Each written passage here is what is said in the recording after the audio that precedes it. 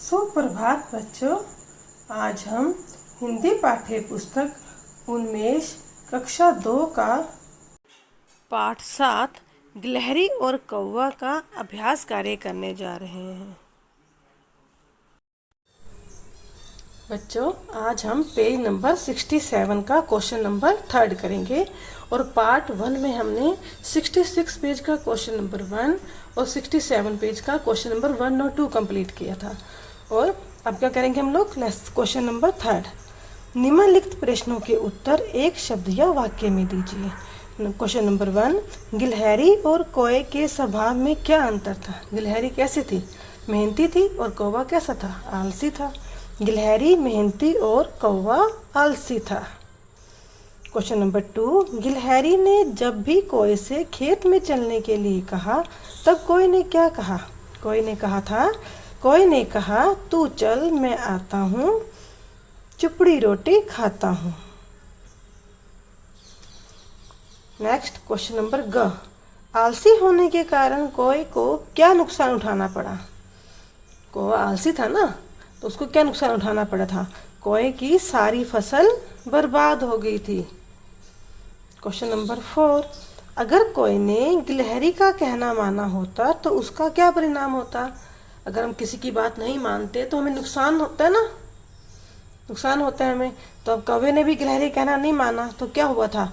कौवे की फसल नष्ट होने से बच जाती अगर वो उसका कहना मानता तो। अगर वो गिलहरी का कहना मानता तो कौवे की फसल नष्ट होने से बच जाती। अब हम पेज नंबर 68 का क्वेश्चन नंबर 1 करेंगे, यानी कि भाषा और व्याकरण। पेज नंबर 68 का क्वेश्चन नंबर 4 जो है हम नोटबुक में करेंगे, भाषा और व्याकरण हम बुक में करेंगे। देखिए क्वेश्चन नंबर 1, अक्षा, त्र, ज्ञा और श्रा ये क्या है? ये संयुक्त व्यंजन है। क्या है ये? संयुक्त व्यंजन। चित्र देखकर खाली जगह में उचित संयुक्त व्यंजन का प्रयोग करके शब्द बनाइए। अब देखिए नीचे देखिए लिखे हुए ना, कुछ शब्द लिखे हुए हैं, इसमें ही ये शब्द जो है मिसिंग है। हमने यहाँ पर संयुक्त व्यंजन लिखने हैं, ठीक है। अब सबसे पहले संयुक्त व्यंजन क्या होते हैं पता है आपको? संयुक्त व्यंजन जो होते हैं दो या दो से अधिक व्यंजनों से मिलकर बनते हैं, ठीक है। और आपको व्यंजन पता है क्या होते हैं? व्यंजन क, ख, ग, घ, न, च, छ, ज, झ, न, ये व्यंजन है। और स्वर कौन से होते हैं? अ, आ, ई, उ। जो मात्राएं होती है, मात्राएं लगाते हैं हम लोग, स्वर कहते हैं हम लोग, ठीक है। अब देखिए हम इनका प्रयोग कैसे करेंगे। अक्षर कैसे बनता है? मैंने अभी कहा ना कि दो या दो से अधिक व्यंजनों के जोड़ से बनता है, यानी कि उनसे मिलकर बनता है, ठीक है। क प्लस श, षटकोण वाला श प्लस आ, अक्षा, यानी कि इन तीनों को मिलाने से अक्षा बनता है। आपने फर्स्ट में शब्द जोड़ो शब्द तोड़ो किए हुए ना। अब नेक्स्ट देखिए, त प्लस र प्लस अ, त्रिशूल वाला। नेक्स्ट देखिए, ज्ञानी या ज्ञान, तो इसको ये कैसे बनता है संयुक्त व्यंजन? ज प्लस अया प्लस अ, ज्ञा। श प्लस र प्लस अ, श्रा। अब देखिए हम नीचे कंप्लीट करेंगे। देखिए फर्स्ट पिक्चर में क्या दिया हुआ है? ये क्या सैनिक बना हुआ है ना। सैनिक क्या करता है? देश की रक्षा करता है। जो देश की रक्षा करते हैं उसे हम क्या बोलते हैं? रक्षक। र अक्षा का, रक्षक। जो जब हम संयुक्त व्यंजन का प्रयोग करते हैं, जो सबसे पहले व्यंजन लगा होता है वहाँ पर कोई मात्रा नहीं लगी होती। देखिए कोई मात्रा लगी हुई है? नहीं लगी हुई ना, पर दूसरे व्यंजन के साथ मात्रा लगी हो सकती है। नेक्स्ट देखिए, अब ये क्या हो रहा है? हवन हो रहा है, यज्ञ।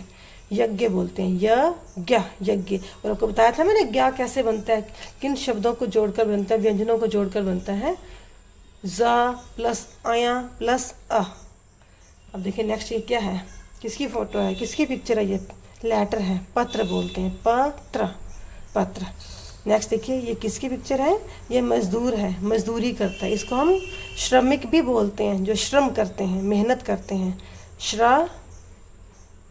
माँ को क्या लगा रखी है? ई की मतलब ये स्वर लगा रखा है का। मैंने कहा था ना आपको कि जो दूसरा व्यंजन है, ये फर्स्ट ये व्यंजन है, यानी कि ये इन व्यंजनों को जोड़कर बना हुआ है। दूसरा व्यंजन के साथ क्या लगा हुआ है, स्वर लगा हुआ है, मात्रा लगी हुई है, का, श्रमिक।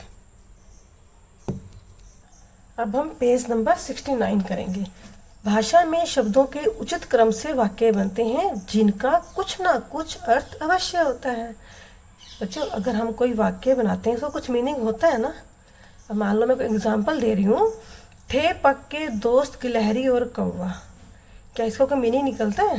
क्या ये सही क्रम में लगे हुए हैं, सीक्वेंस में लगे हुए हैं? नहीं लगे हुए ना, तो अब कैसे लगाओगे? गिलहरी और कौवा पक्के दोस्त थे। देखिए, गिलहरी और कौवा पक्के दोस्त थे। अब देखिए सीक्वेंस में लगे हुए हैं, सही क्रम में लगे हुए हैं। अब देखिए इनका कोई मीनिंग भी निकलता है। अब देखिए नेक्स्ट, देखिए क्वेश्चन नंबर 2, शब्दों को सही क्रम में लगाकर वाक्य बनाइए। ठीक है, बाजार से खरीद कर लाऊंगा मैं कुछ पुस्तकें। अब देखिए किसी सब वर्ड उल्ट पुल्ट लगे हुए हैं, अब इसको हमने सही क्रम में लगाना है। मैं कुछ पुस्तकें बाजार से खरीद कर लाऊंगा। मैं कुछ पुस्तकें बाजार से खरीद कर लाऊंगा। सेकंड, छुट्टी रहती है रविवार को। क्या आप ऐसे बोलते हो?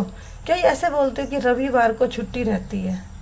रविवार को छुट्टी रहती है, हम ऐसे बोलते हैं। ये क्रम में लगा हुआ है, सीक्वेंस में लगा हुआ है। आलस्य करना नहीं चाहिए हमें।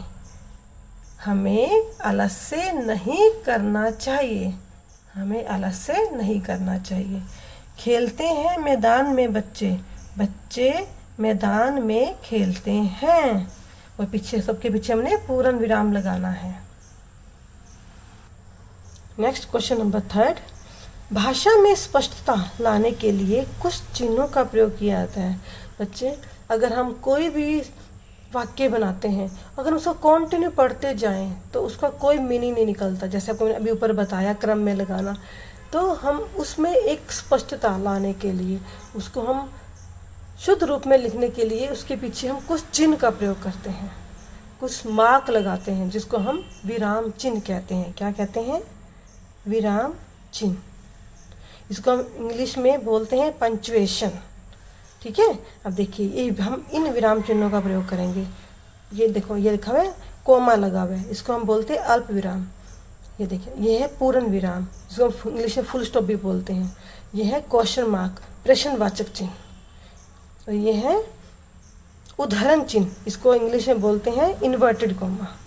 ठीक है, नीचे दिए गए गद्यांश में उचित विराम चिन्ह लगाइए। अब देखिए बच्चे, सबसे पहले पूर्ण विराम कहाँ लगाते हैं? हमने कहाँ लगाते हैं हम लोग? मान लो हम कोई सेंटेंस कंप्लीट करते हैं, जब हमारा सेंटेंस कंप्लीट हो जाता है तो हम पीछे फुल स्टॉप लगाते हैं ना इंग्लिश में, ऐसे ही हम पूर्ण विराम लगाते हैं।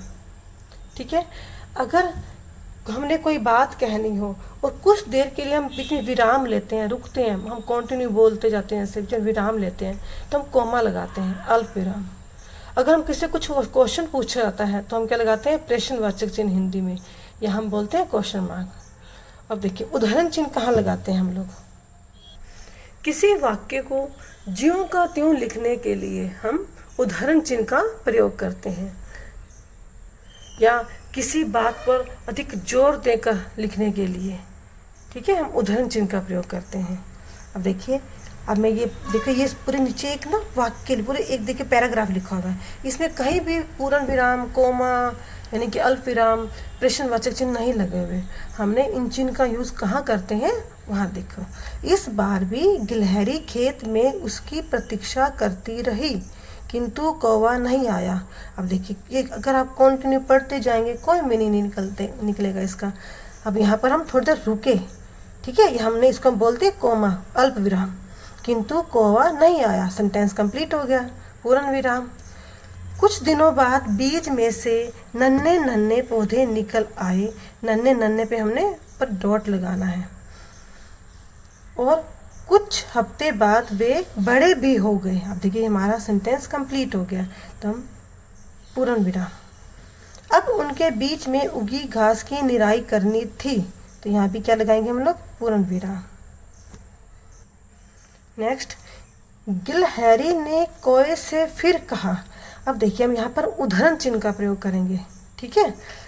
गिलहरी ने कोए से फिर कहा, यहाँ देखिए, यहाँ पर अल्प विराम कोमा, यहाँ पर देखिए उद्धरण चिन्ह लगाया है, यानी कि इन्वर्टेड कोमा। कोए भाई, थोड़ा रुकेंगे, फिर अल्प विराम, हमें फसल की निराई करनी है, पूर्ण विराम, आओ, देखो आओ खेत पर चलें, ऐसे नहीं बोलते, आओ कोमा लगाना है, यानी कि अल्प विराम लगाना है, खेत पर चलें, पूर्ण विराम और उदाहरण चिन्ह यहाँ पर, यानी कि इन्वर्टेड कोमा बंद।